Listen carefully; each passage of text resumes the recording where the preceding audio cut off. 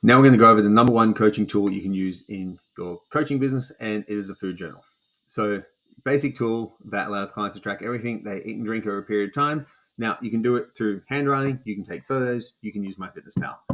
The purpose of the food journal is to identify patterns, gaps, inconsistencies in how your clients are eating.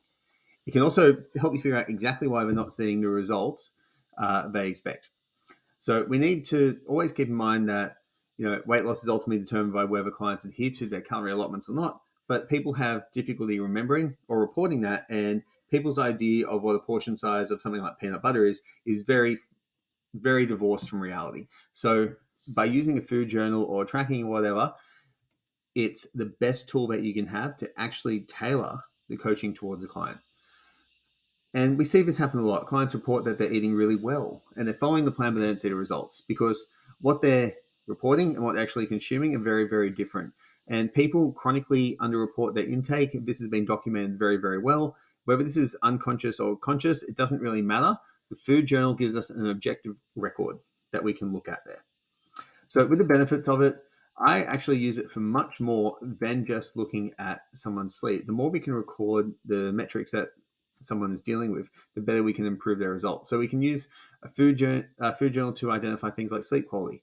So how their meal times and food choices can impact sleep. So for example, if someone drinks alcohol with dinner and the next day and they consistently report poor sleep after that, that allows us to identify that alcohol consumption will inhibit their sleep to a significant degree. Food journal can also show you when a client is using food to deal with stress. So what can happen is you notice that a client just ate a block of chocolate here. What happened at this time of day? And we just had a really stressful meeting or whatever it may be. So it allows you to identify if a client is actually using food, as a coping mechanism for their stress. It'll help you understand eating context. So the state they were in, whether they were rushed, distracted, or eating mindlessly, and these are all questions that you can ask. We can go look at hunger cues by seeing when someone is actually hungry, digestion and energy, so we can ask how they felt after that particular meal, and then also uncover emotional eating patterns and identify the emotional state before or after binges, because it's very easy to see a binge in someone's food journal and you can find out what was going on before and after that. So how do we implement it? Really simple. We request a 1-week journal. We often receive resistance at first as people find it either irritating and tedious or intimidating. Now, this will indicate two things: that a client may have difficulty with being accountable to someone or may have emotional attachments and guilt around food. So if a client is hesitant, don't force them into it. Just build them up to it gradually. Look at tracking a couple of days. Take it easy on them and remember to use a client-centered approach to help them do that.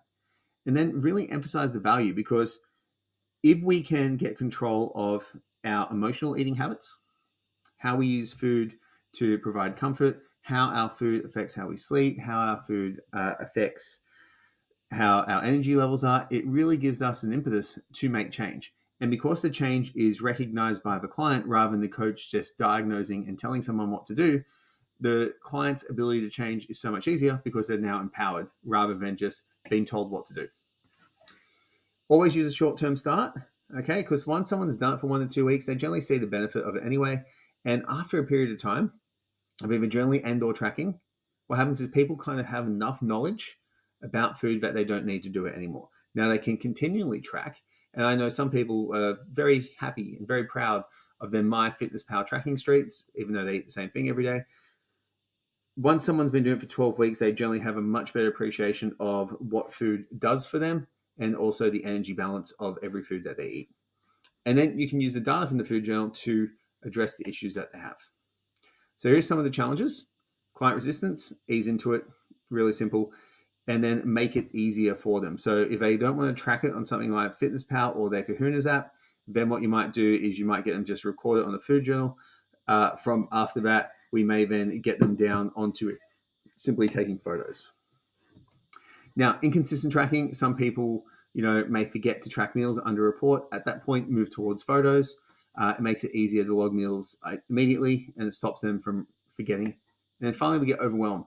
So start with basic information. Just go, what did you eat rather than how much? Okay, so if we start off with had eggs and toast with avocado for breakfast, that can then move to 4 eggs, 100 grams of sourdough, and half an avocado. So it can always gradually get better over time. And if a client's overwhelmed, start simple. What do you have for lunch? Sandwich. Keep it really, really easy. And as they get more confident, they'll do more and more. So when to stop or scale back the food journal? Okay. When we eventually transition towards intuitive eating.